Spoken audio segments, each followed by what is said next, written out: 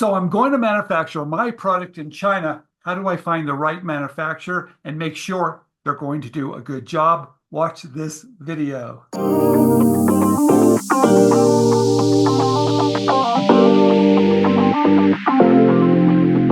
Okay, I'm back again. Oh, come on, this is such a great topic. Oh, all right. Stephen, tell me about why is it important to go to a factory? Right? Tell me why it's important and what should I look for? Is there some red flags? Maybe I don't work with somebody, or maybe this is a company I can trust and I'm going to make sure the quality looks pretty good. Whatever I'm going to look at in the factory, I'm going to get when I get back home. What can I do to make sure I've got the right factory? So there's lots of benefits to visiting the factory. And one of the first one is a Chinese term called guanxi. Guanxi is a relationship. It's a business relationship. Sociologists, they'll tell you that you can tell how important something is to a society by how many words they have. Oh, If you go all the way up north, the societies up there have like 20, 30 words for snow. China has this word, guanxi. It's business relationship. English, we don't even have hmm. a word for a business relationship. If you talk to a Chinese factory, they won't say we've worked with Stephen Key for 5 years, 10 years.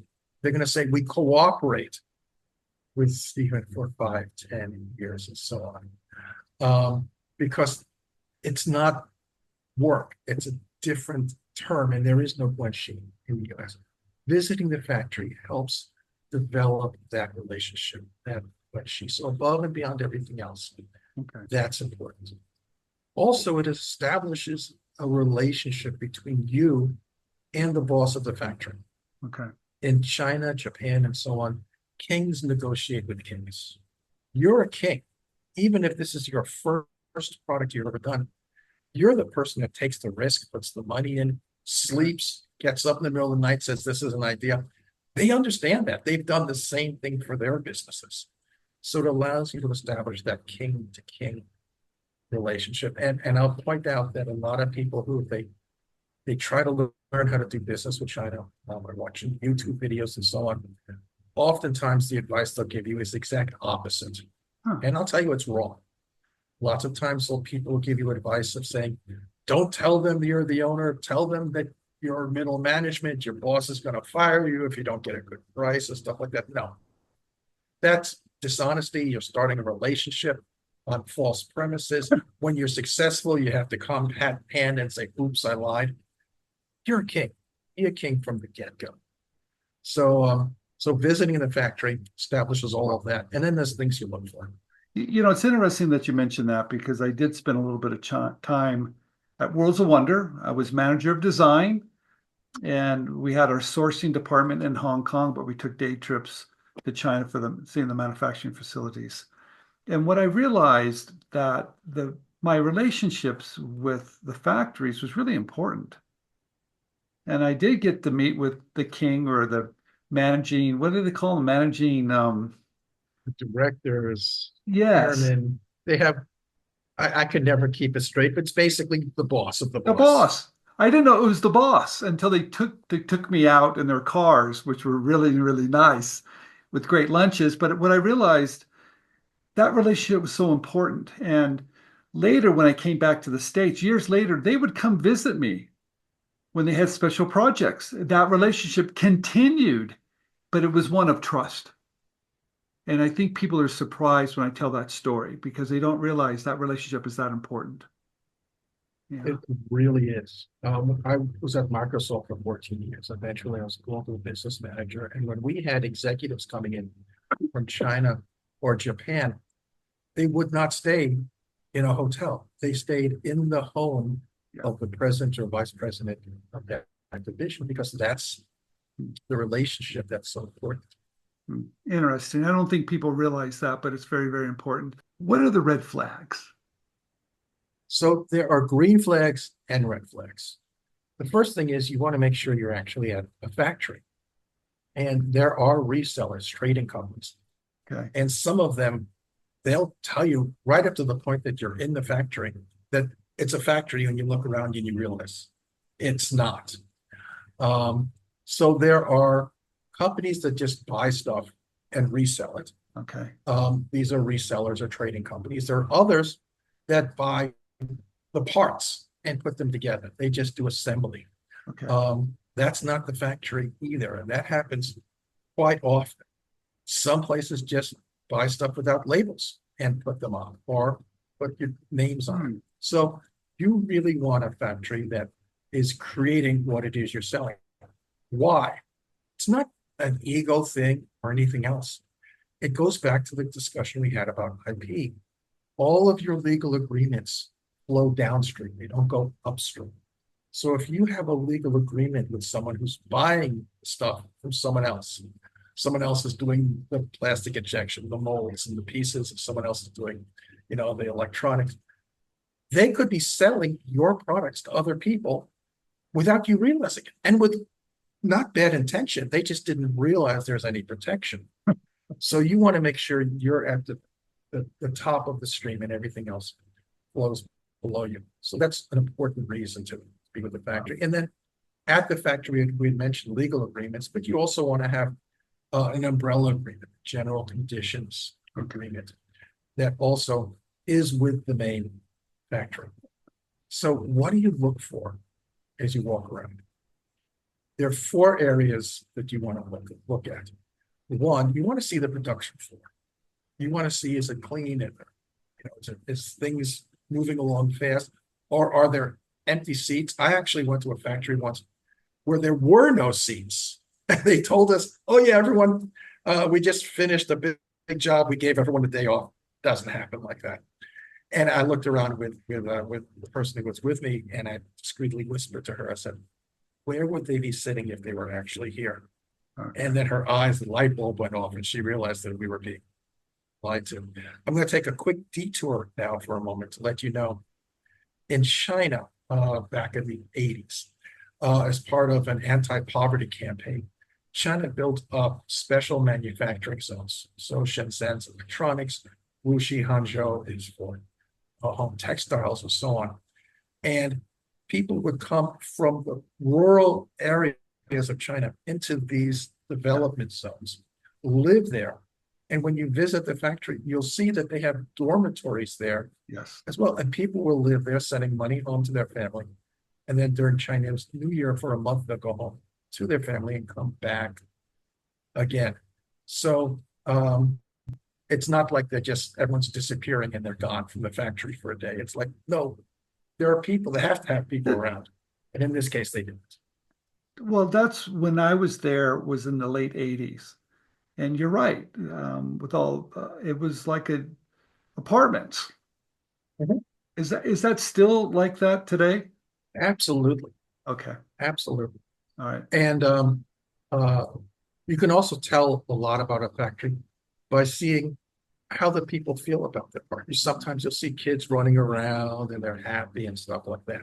Okay. And you can get that vibe if it's a good, happy place for people. Got it. So the first is you look at the production floor. Okay. The other 3 things that you want to look at is the showroom. You want to look at packaging, and you want to look at QA. The showroom lets you see the range of products they have. And it's also a place where there might be a red flag. Okay. Because if there are not a lot of products on the showroom shelves, then you know something questionable is going on. Got it. The package, where they have stuff packaged and ready to be shipped out, not the stuff that's coming in. You can look at the boxes of stuff coming in, and they could be terrible. That's because someone else is responsible for those cartons, those boxes, those shipments. But the products that you make are going to be put into cartons by this factory. You want to make sure that when they get shipped across the ocean to a store, that they're still going to arrive in one piece. So you want to make sure that that's neat, clean. The cartons aren't crushed, it's not messy and anything else, because if it's messy for someone else, you do business there, it's going to be messy. Interesting. And the last is QA. QA is critical tell on us any manufacturer. Yeah, tell us a little bit about that, because I worked with a few people that lived there, and you could hire them to go to the factory to make sure that your product was getting shipped correctly. It looked pretty good. And that was their job. Is that still exist today, or do you have to worry about that? That still exists. That's a third-party inspection agency. Yeah. So the first thing you want to do is make sure when you're visiting your factory that they have QA control.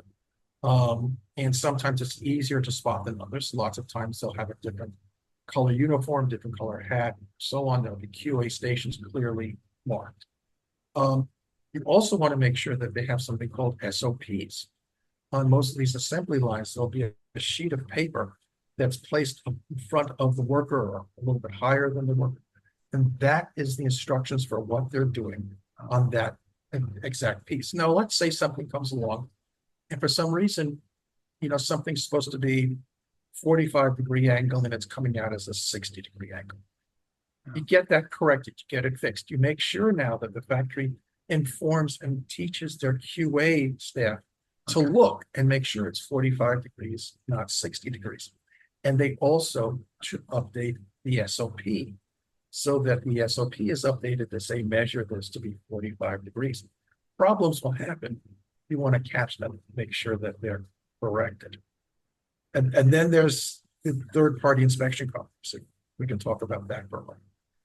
So in China, third-party inspection companies will go around to factories, and they are there to review your product either before it's shipped out or during the middle of production, and make sure that everything's correct.